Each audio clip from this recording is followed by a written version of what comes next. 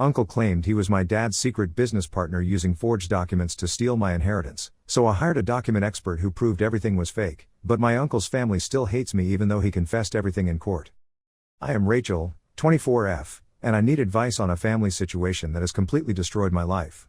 My dad Marcus, 54M, died in a car accident 8 months ago. He owned a successful auto repair shop that he built from nothing over 20 years. The shop was his pride and everything he worked for. Let me give you some background about our family. My parents divorced when I was 12. My mom Lisa, 49F, moved to another state with her new boyfriend and visits maybe twice a year.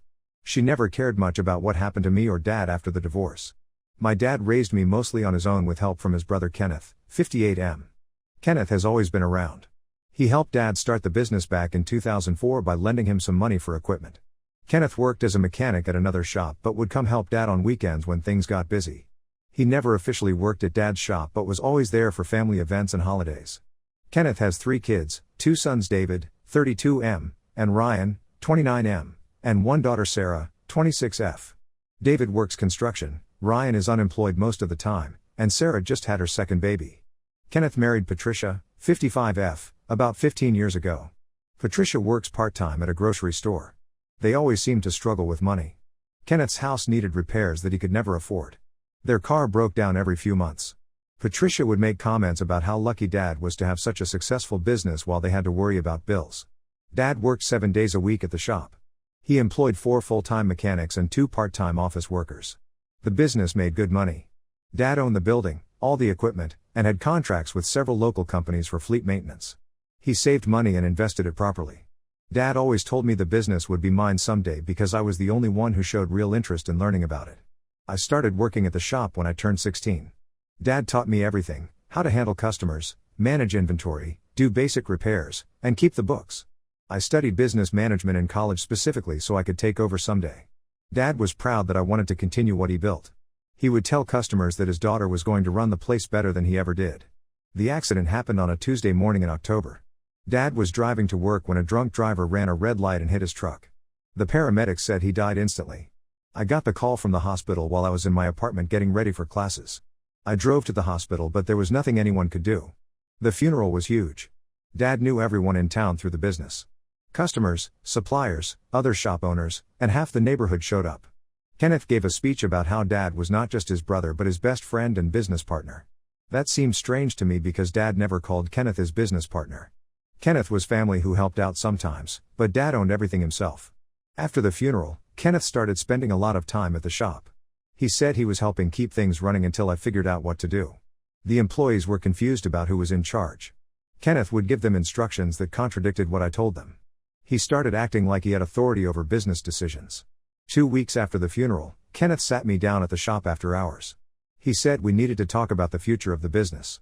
He explained that Dad had always intended for him to be a partner since he helped start everything. Kenneth said Dad just never made it official on paper because they were family and trusted each other. He suggested we should split the business 50-50 since that was what Dad really wanted. I told Kenneth that Dad never mentioned anything like that to me. The business was always going to be mine. All the legal documents had my name on them as the heir. Kenneth said I was young and did not understand how business partnerships worked between brothers. He kept pushing the idea that Dad would have wanted us to work together. I talked to Dad's lawyer Mr. Harrison, 63M, the next day. He had handled all of Dad's legal affairs for over 10 years. Mr. Harrison confirmed that Dad owned the business completely. There were no partnership agreements or documents showing Kenneth as part owner. The will clearly stated that everything went to me. Mr. Harrison said Kenneth had no legal claim to anything. I thought that would end the discussion. I was wrong. 3 weeks later, Kenneth showed up at the shop with papers from a different lawyer. He claimed these documents proved Dad had made him a 50% partner 6 months before the accident. The papers looked official with signatures and stamps. Kenneth said Dad had done this quietly because he wanted to surprise me with the news that Kenneth would help me run the business. The documents made no sense. Dad never mentioned changing anything about the business structure. He had been planning to expand the shop and add another service bay. Dad talked about hiring more mechanics and maybe opening a second location in a few years. None of his plans included Kenneth as a partner. I took the papers to Mr. Harrison immediately. He examined them carefully and said something was very wrong. The signatures did not match samples from Dad's real legal documents. The notary stamps were from a different county where Dad never did business. Mr. Harrison recommended hiring a document expert to investigate. The expert took 2 weeks to complete the analysis. The results showed that every signature was forged. The notary stamps were fake. Someone had created these papers recently using templates and copied signatures from other documents. Mr. Harrison advised me to report this to the police because document forgery is a serious crime. Before I could contact the police, Kenneth filed a lawsuit claiming half ownership of the business. His new lawyer argued that the partnership agreement was valid and that Dad had verbally discussed this arrangement with several people. Kenneth started telling everyone in town that I was trying to cheat him out of what Dad promised him. The lawsuit froze everything. The business bank accounts were locked pending the court decision. I could not access money to pay employees or suppliers. 3 of the mechanics quit because they were not getting paychecks. The business that Dad worked 20 years to build started falling apart. Kenneth moved into the shop office like he owned the place. He brought Patricia with him to answer phones and handle paperwork. They changed the locks without telling me. When I showed up Monday morning, I had to call a locksmith to get into my own business. Kenneth acted like I was the one trespassing. The whole situation got worse when Kenneth's family started spreading stories around town. They told people that I was greedy and ungrateful. They said Kenneth had invested his life savings into helping Dad start the business, but Dad never gave him proper credit. They claimed I was too young and inexperienced to run a business anyway. Some customers believed these stories and stopped bringing their cars to the shop. Suppliers started demanding payment up front because they heard about the ownership dispute. The business reputation that Dad spent 20 years building was being destroyed by lies and legal battles. Patricia would sit in the office acting like she belonged there. She reorganized Dad's files and threw away things she thought were not important. She painted the walls a different color and brought in her own furniture. Patricia told the remaining employees that they would be much better off working for Kenneth instead of a young girl who did not know anything about running a business. The legal process dragged on for months. Kenneth's lawyer kept filing delays and requesting more time to gather evidence. My lawyer said this was a common tactic to pressure me into settling out of court. The longer it took, the more money I had to spend on legal fees and the more damage was done to the business. During all this time, Kenneth acted like nothing had changed between us. He would show up at family gatherings and expect me to treat him normally. He brought Patricia and their kids to Christmas dinner at my grandmother's house and sat at the same table like we were still family. Kenneth would make comments about how the lawsuit was just business and should not affect our personal relationship. I stopped going to family events because I could not stand being around Kenneth and Patricia. My grandmother kept asking why I was causing problems in the family. Kenneth had convinced some relatives that I was being stubborn and unreasonable. They thought I should just share the business with Kenneth since he was family and had helped Dad over the years. The court date finally arrived 6 months after Kenneth filed the lawsuit. The document expert testified that all the partnership papers were completely fake. Mr. Harrison presented evidence showing that Dad had never discussed making Kenneth a partner with anyone. The business records proved that Kenneth had never invested money or shared in profits or losses. Kenneth's lawyer could not produce any real evidence supporting the partnership claim. Kenneth took the stand and swore that Dad had promised him half the business multiple times. He said they had shaken hands on the deal and that was good enough between brothers. The judge asked why Kenneth had never mentioned this partnership to Dad's lawyer or accountant. Kenneth said it was a private family matter.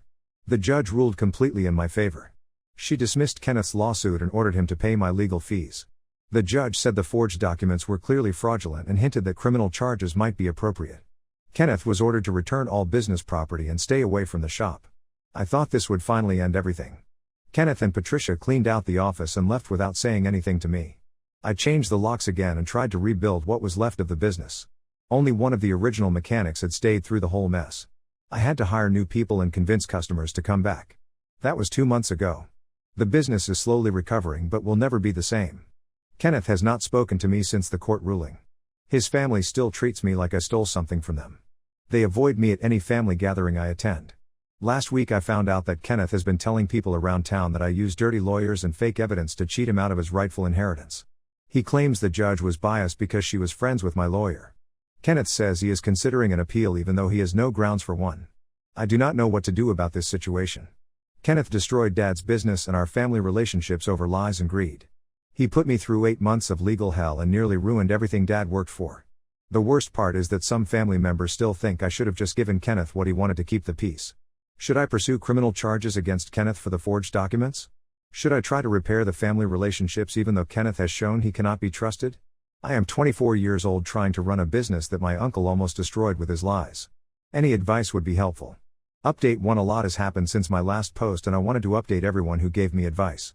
Thank you to everyone who told me to pursue criminal charges and not let Kenneth get away with what he did. I filed a police report about the forged documents 3 days after my original post. The detective assigned to the case was Officer Martinez, 41M. He took the situation seriously and said document forgery cases often involve other crimes like fraud and theft. Officer Martinez asked me to gather all the fake papers and expert reports to build a strong case. The investigation moved faster than I expected. Officer Martinez discovered that Kenneth had used the same fake notary stamps on other documents. Apparently Kenneth had been involved in a similar scheme 2 years ago when he tried to claim ownership of his neighbor's garage after the neighbor died. That case was dropped when the family decided not to press charges, but the police had kept records of the fake notary stamps. Kenneth was arrested at his house on a Tuesday morning. Patricia called me screaming that I had destroyed their family and that Kenneth was innocent. She said I would regret involving the police and that the whole family would turn against me.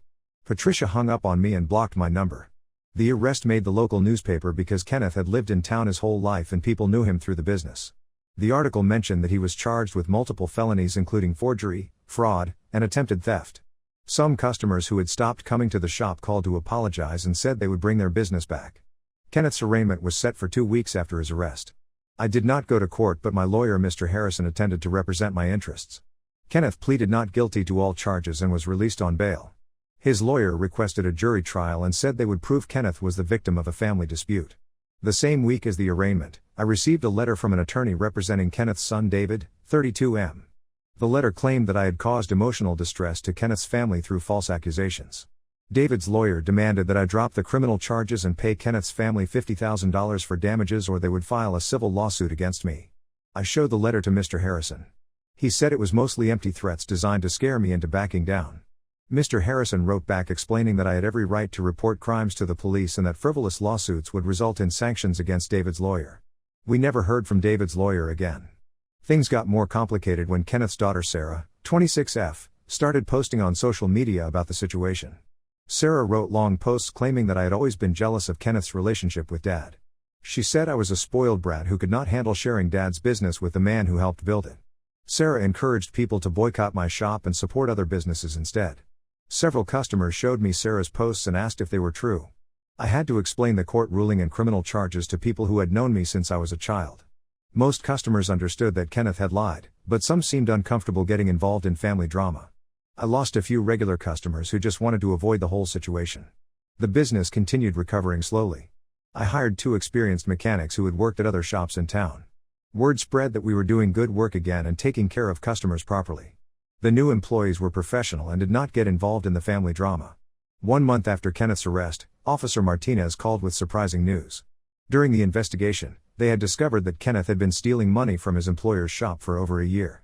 Kenneth worked as a mechanic at Turner's Auto Repair and had been padding his hours, taking cash payments from customers without recording them, and selling shop supplies to other mechanics. Turner's Auto Repair had noticed money going missing but could not figure out who was responsible. When Officer Martinez contacted them about Kenneth's forgery case, the owner Mr. Turner, 67M, connected the dots. Security camera footage showed Kenneth taking cash from customers and not putting the money in the register. Kenneth was fired immediately and faced additional theft charges. This news explained why Kenneth had been so desperate to claim part of Dad's business. He was about to lose his job anyway and needed money. Kenneth had probably planned to use his supposed ownership stake to get loans or sell his share. The whole scheme was more calculated than I had originally thought. Kenneth's trial was scheduled for 3 months later. His lawyer tried to negotiate a plea deal, but the prosecutor was pushing for jail time because of the multiple charges and prior incidents. Kenneth was looking at potentially 2 to 5 years in prison if convicted on all counts.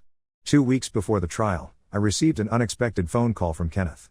He had gotten my new number somehow even though I had changed it after Patricia's call. Kenneth sounded different than I had ever heard him before. His voice was quiet and he spoke slowly like he was choosing his words carefully. Kenneth said he wanted to apologize for everything he had done to me and the business. He admitted that the partnership documents were completely fake and that he had never invested money in Dad's shop. Kenneth explained that he had been facing financial problems for years and thought claiming part of the business was his only way out.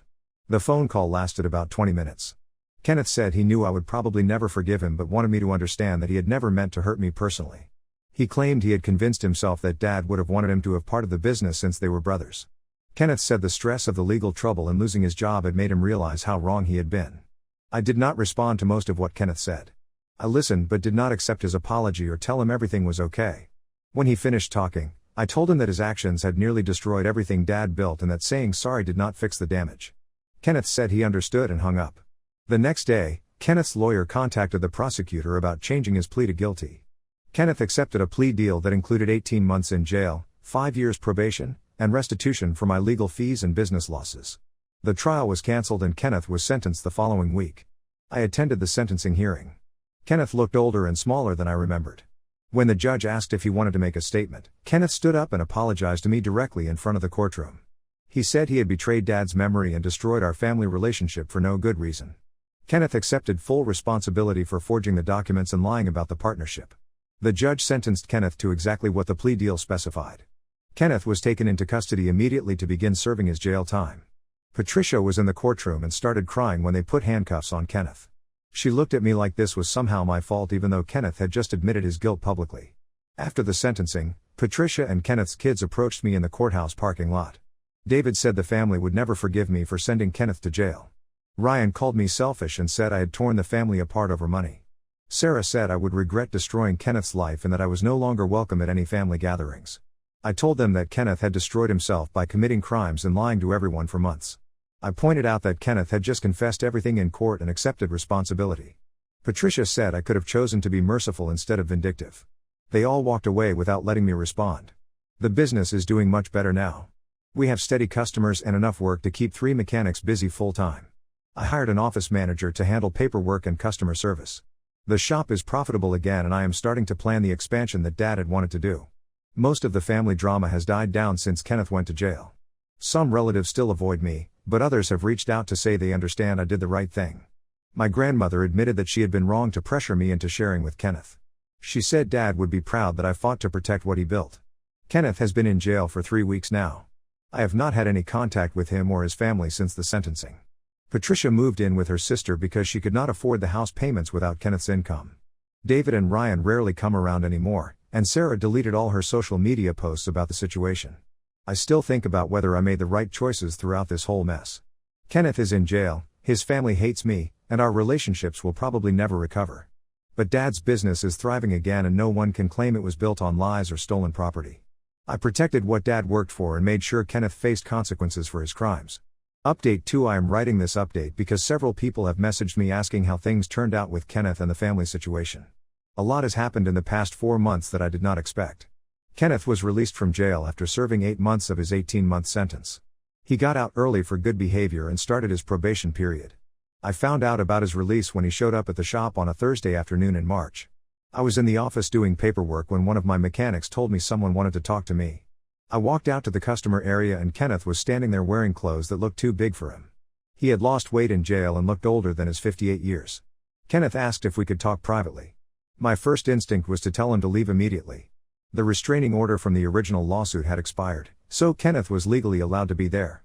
I decided to hear what he wanted to say but told him he had 5 minutes and that the conversation would happen in full view of my employees. Kenneth said he had been thinking about everything while he was in jail. He wanted to make real amends for what he had done to me and the business. Kenneth explained that he had gotten a job at a tire shop across town and was trying to rebuild his life. He asked if there was any way he could help repair the damage he had caused. I told Kenneth that he had already done enough damage and that the best thing he could do was stay away from me and the business. Kenneth nodded and said he understood. He handed me an envelope and said it contained something that belonged to me. Kenneth walked out without saying anything else. The envelope contained a check for $3,200 and a handwritten letter. The check was payment toward the restitution Kenneth owed me for legal fees and business losses. The letter was 2 pages long and explained that Kenneth had been selling personal items to raise money for the payments.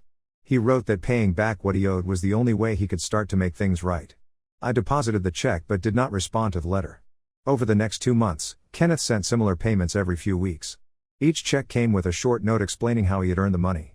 Kenneth was working overtime at the tire shop and had sold his truck, tools, and other possessions to make the payments. During this time, I started hearing different stories about Kenneth around town. Several people mentioned that Kenneth had been helping his elderly neighbors with yard work and small repairs for free. The owner of the tire shop told one of my customers that Kenneth was the most reliable employee he had ever hired and never complained about working extra hours. These reports confused me because they did not match the Kenneth I first knew. The Kenneth who had forged documents and tried to steal Dad's business was selfish and dishonest. The Kenneth people were describing sounded like someone who was genuinely trying to change his behavior. In May, I received a phone call from Kenneth's probation officer Ms. Rodriguez, 44F. She explained that Kenneth had requested permission to write me a letter as part of his rehabilitation program. Kenneth was required to make amends to people he had wronged, But Ms. Rodriguez wanted my consent before allowing him to contact me directly. I agreed to receive the letter but told Ms. Rodriguez that I was not interested in reconciling with Kenneth. She said that was perfectly reasonable and that the letter was about Kenneth taking responsibility rather than expecting forgiveness. The letter arrived 3 days later. Kenneth's letter was completely different from his previous notes. It was 5 pages long and went into detail about why he had acted the way he did. Kenneth explained that he had been struggling with gambling problems for years and had accumulated significant debt. When Dad died, Kenneth saw an opportunity to solve his financial problems quickly. The letter described how Kenneth had researched document forgery online and practiced copying Dad's signature for weeks. He had driven to another county to find corrupt notaries who would stamp fake documents for money. Kenneth admitted that he had planned the whole scheme carefully and that it was not a desperate decision made in grief. Kenneth wrote that being in jail had forced him to confront his gambling addiction and dishonest behavior. He had participated in counseling programs and Gamblers Anonymous meetings. Kenneth said he finally understood how much damage he had caused and that he would spend the rest of his life trying to make up for it. The letter included detailed information about Kenneth's financial situation. He had paid off his gambling debts using money from selling possessions and was current on his restitution payments to me. Kenneth was living in a small apartment and had given up his truck for a bicycle to save money. Every extra dollar was going toward paying back what he owed. I found myself reading the letter multiple times over several days. Kenneth's explanation made sense of behavior that had seemed inexplicable before. I had never known about his gambling problems or financial desperation. The letter helped me understand his actions without excusing them. 2 weeks after receiving Kenneth's letter, Patricia called me for the first time since Kenneth's arrest. She asked if we could meet for coffee to discuss the family situation. Patricia said she had things to tell me that I needed to hear. Against my better judgment, I agreed to meet her at a neutral location. Patricia looked tired when she arrived at the coffee shop. She had been working 2 jobs since Kenneth went to jail and was struggling to pay for basic expenses. Patricia apologized for her behavior during the lawsuit and criminal case. She admitted that she had known Kenneth was lying about the partnership but had gone along with it because they needed money. The conversation lasted over an hour. Patricia explained that Kenneth's gambling had been destroying their marriage for years. He would disappear for entire weekends and come home with empty bank accounts. Patricia had threatened to leave him multiple times but always gave him another chance. Patricia said she had encouraged Kenneth to pursue the business claim because she thought it was their only chance to get out of debt. She knew the documents were fake but convinced herself that Kenneth deserved something for all the help he had given Dad over the years. Patricia admitted this reasoning was wrong and that she had been desperate. I asked Patricia why she was telling me this now. She said Kenneth's time in jail had changed him significantly. He had stopped gambling completely and was attending meetings regularly. Patricia said Kenneth talked about me and Dad every day and was genuinely remorseful about what happened. Patricia also revealed that Kenneth's family had been pressuring him to fight the criminal charges and appeal the court ruling. David and Ryan had wanted Kenneth to hire a different lawyer and claimed that I had fabricated evidence. Kenneth had refused and insisted on accepting responsibility for his crimes. This information surprised me because Kenneth's family had always blamed me for the legal consequences. According to Patricia, Kenneth had protected me from even worse family drama by refusing to let his children escalate the situation.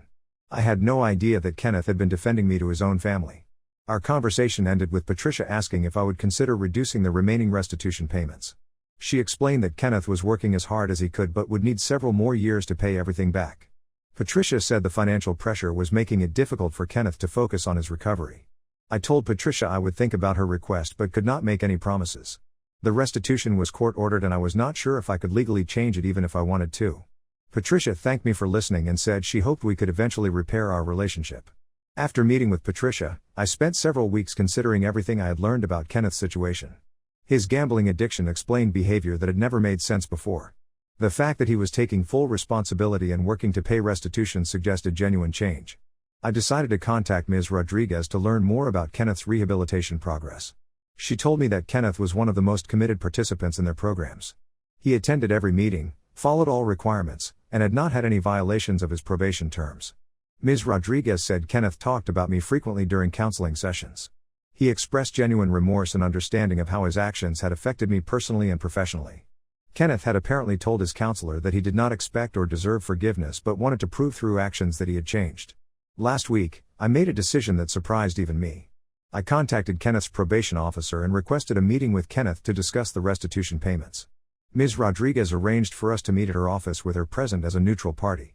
Kenneth arrived exactly on time and was dressed in clean work clothes. He looked healthier than when I had seen him at the shop but still seemed nervous about the meeting. Kenneth thanked me for agreeing to talk and said he understood if I wanted to maintain the original payment schedule.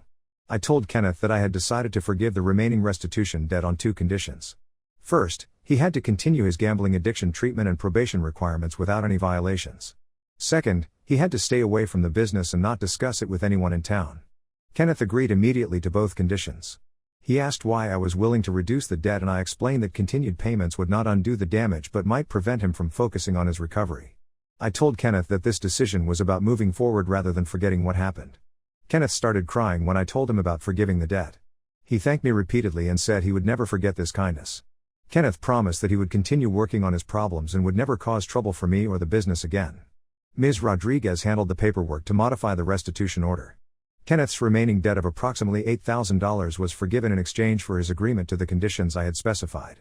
The judge approved the modification after reviewing Kenneth's rehabilitation progress and my request. I have not told anyone else about this decision yet. I know some people will think I was too generous or that Kenneth did not deserve this consideration. My reasoning is that keeping Kenneth trapped in debt payments for years would not benefit anyone and might actually increase the chances of him relapsing into gambling or other problems. The business continues to do well. We have more work than we can handle, and I am finally moving forward with the expansion plans Dad had wanted to pursue. I hired another mechanic and we are renovating the adjacent building to add 2 more service bays. Kenneth and I have not had any contact since the meeting at Ms. Rodriguez's office. Patricia sent me a thank you card saying that forgiving the debt had removed a huge burden from their family. I have not responded to the card, but I am glad that Kenneth can focus on his recovery without the financial pressure. I still think about Dad every day and wonder what he would think about my decision regarding Kenneth. Dad always believed in giving people second chances when they earned them through actions rather than words.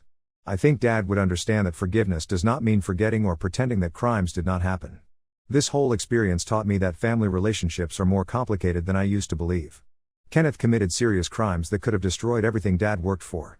But Kenneth also accepted responsibility, served his punishment, and is apparently working hard to change his behavior. I am not sure if Kenneth and I will ever have a normal relationship again. Too much damage was done and trust will take years to rebuild if it can be rebuilt at all. But I am no longer angry about what happened, and I hope Kenneth succeeds in staying clean and rebuilding his life. The business Dad built is stronger now than it was before Kenneth's scheme. We have loyal customers, skilled employees, and plans for growth. Kenneth's attempt to steal what Dad created ultimately failed and the business survived. I think that outcome would make Dad proud regardless of what happens with family relationships in the future.